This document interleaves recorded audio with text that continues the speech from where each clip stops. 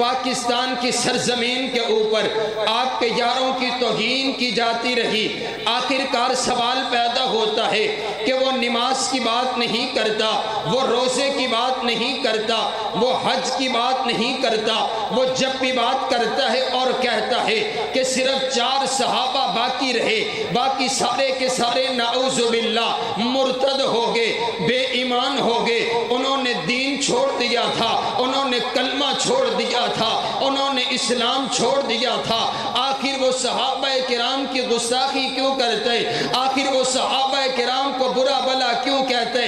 آئیے میں اس سوال کا جواب دینے لگا ہوں۔ آپ پہلے مجھے یہ بتائیے، یہ جو صحابہ کرام ہے وہ یہ جانتا ہے کہ صحابہ کرام کی جماعت اسلام کی اس عمارت کے اندر ستون کی مانند ہے، اگر ان ستونوں کو نکال دیا جائے گا یہ عمارت باقی نہیں بچے گی، اگر صحابہ کو نکال دیا جائے گا نماز باقی نہیں بچے گی، اگر صحابہ کو نکال دیا جائے گا روزہ باقی نہیں بچے گا، اگر صحابہ کو نکال دیا جائے گا قرآن باقی نہیں بچے گا، اگر صحابہ کو نکال دیا جائے گا حدیث باقی نہیں بچے گی۔ ذرا آپ مجھے بول کر کے بتائیے نا، آپ تک جو قرآن پہنچا ہے، آپ تک قرآن پہنچانے والے کون ہیں؟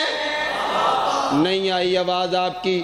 وہ 30 لاکھ روپے دے کر کے ذاکر بلوائے اور وہ آ کر کے صحابہ کی توہین کرے، سامنے بیٹھے ہوئے لوگ دونوں ہاتھوں کو اٹھا کر کے کہیں کہ واہ کیا بات ہے، تو نے بڑی اچھی ابو بکر صدیق کی توہین کی ہے، اور ہم دیوانے اتنا سفر کر کے آپ کے پاس آئیں اور آپ صحابہ کی عظمت کے لیے بھی نہ بولے، ایسی ضرورت ہی کوئی نہیں ہے۔ حضرات گرامی قدر بولیے، میرا دل چاہتے آج لفظ صحابہ پورے ڈی جی خان کے اندر گونجنا چاہیے، اور جو بوڑھا ہے وہ بھی جوان بن کر کے بولے اور بتلائے آپ تک قرآن پہنچا ہے تو پہنچانے والے کون؟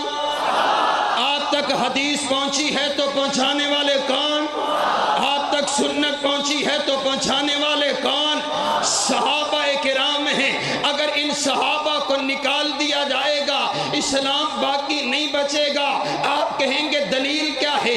آئیے میں دلیل دینے لگا ہوں۔ میرے پاک پیغمبر علیہ السلام بدر کے میدان کا جائزہ لے رہے ہیں، آپ جائزہ لیتے ہوئے دیکھتے ہیں ایک ریت کا ٹیلا آپ نے دیکھا، میرے نبی حکم فرماتے ہیں میرے خیمے کو اس ریت کے ٹیلے پر لگا دیا جائے۔ آپ کے لیے خیمہ لگا دیا گیا، اور خیمہ وہ لگایا گیا جس کی چھت کوئی نہ تھی، جس کی چھت نہ ہو۔ عربی کے اندر ایسے خیمے کو عریش کہتے ہیں۔ میرے نبی کے لیے عریش کو لگا دیا گیا، میرے نبی اس عریش کے اندر تشریف فرما ہے، میرے نبی نے حکم فرما دیا میرے اس عریش کے اندر سوائے ابو بکر کے اور کوئی داخل نہیں ہو سکتا۔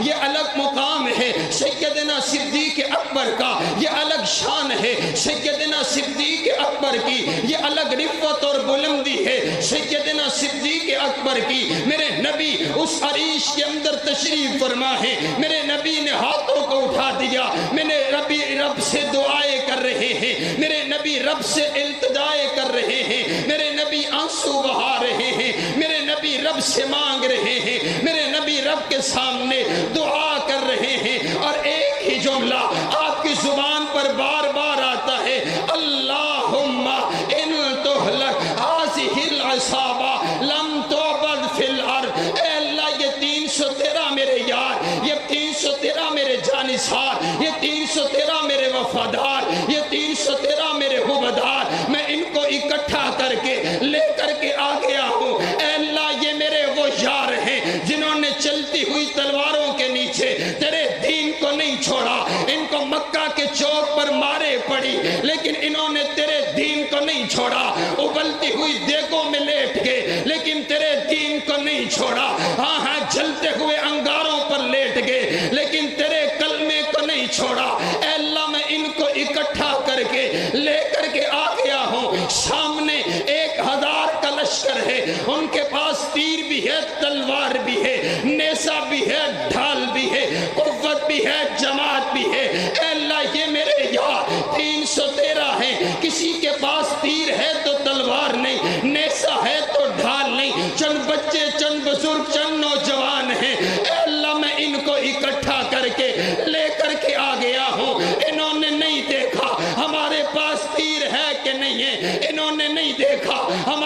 پاس لڑنے کے لیے تلوار موجود ہے کہ نہیں ہے؟ یہ تیرے نبی کی بات مان کر کے یہاں میدان میں پہنچ چکے ہیں۔ اے اللہ میرے یاروں کی لاج رکھ لے، اے اللہ میرے یاروں کو فتح یابی سے نواز دے۔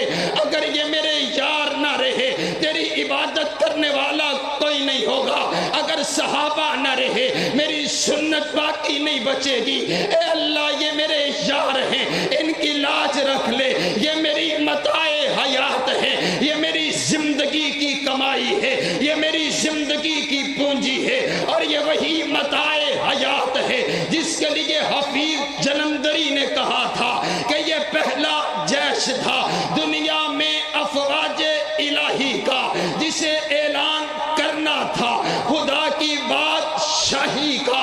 یہ لشکر ساری دنیا میں انوکھا تھا، نرالا تھا کہ اس لشکر کا افسر ایک کالی کملی والا تھا۔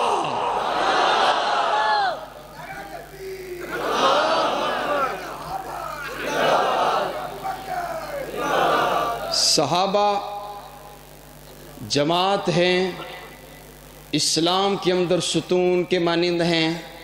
مجھے یہ بتاؤ، یہ جو قرآن آپ کے پاس دو گتوں کے درمیان موجود ہے، یہ قرآن ایسے تو نازل نہیں ہوا، اس قرآن کو اکٹھا کر کے آپ کے اور میرے تک پہنچایا ہے تو کس نے؟ اگر صحابہ، اگر قرآن سچا ہے، اگر قرآن سچا ہے تو بولو صحابہ بھی، اگر قرآن حق ہے تو بولو صحابہ بھی حق ہیں۔ اور آؤ حضرات گرامی قدر، میں نے آپ سے پہلے کہا، میں نے وقت آپ کا زیادہ نہیں لینا ہے۔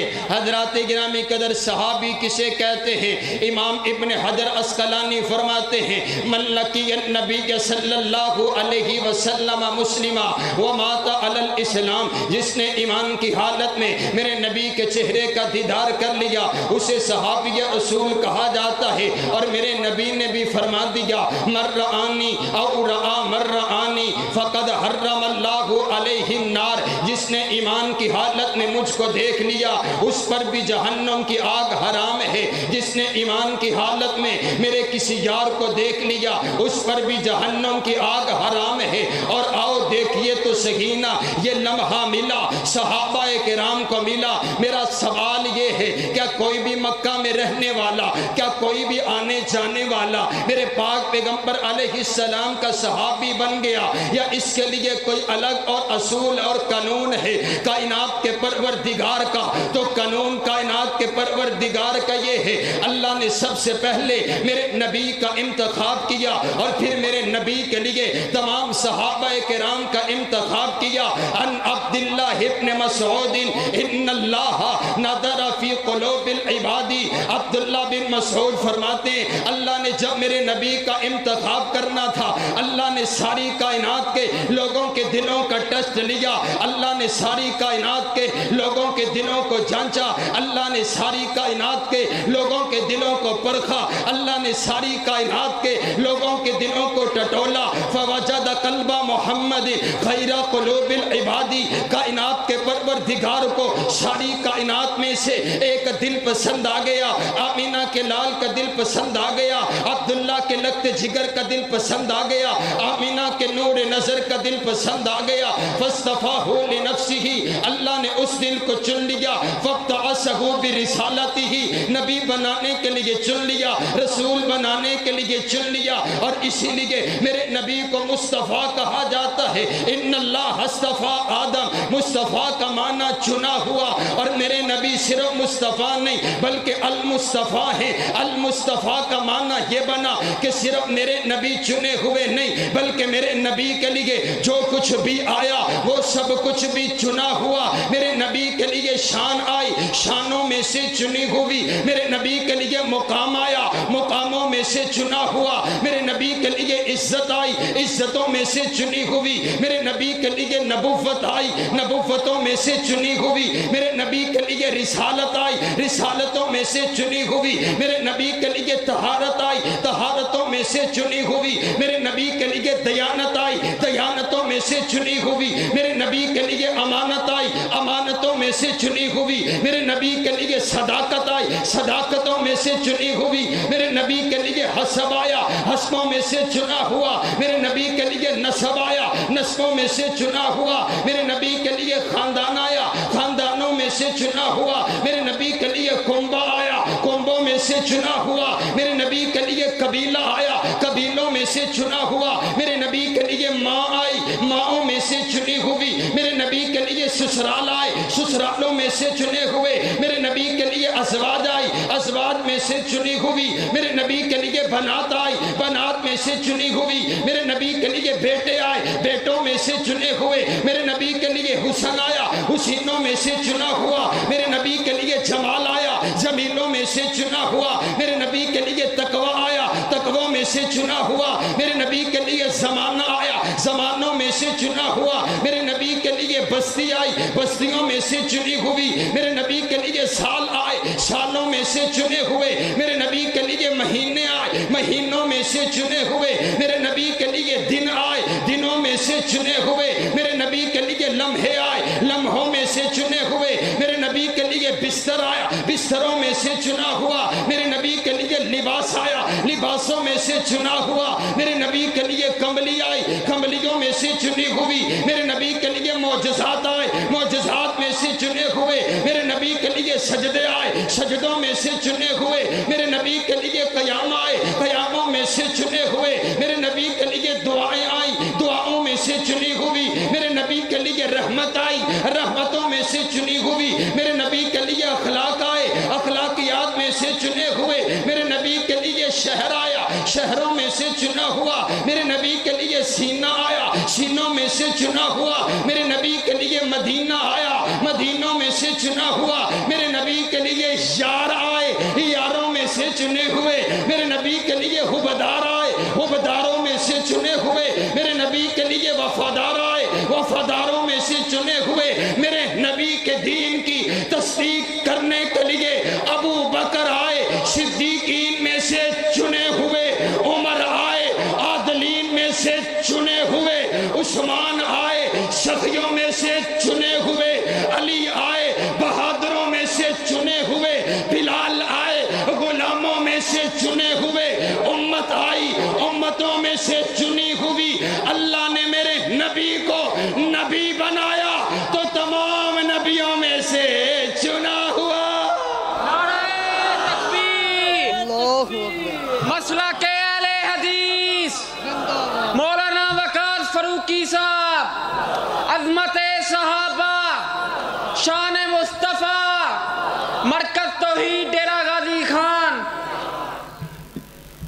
اللہ نے سب سے پہلے میرے نبی کو چنا، بولو سب سے پہلے میرے، اونچی بولو سب سے پہلے، اونچی آنکھوں نا سبحان اللہ، اتنو یاد ہو جانی چاہیے، اونچی آنکھوں پھر سبحان اللہ۔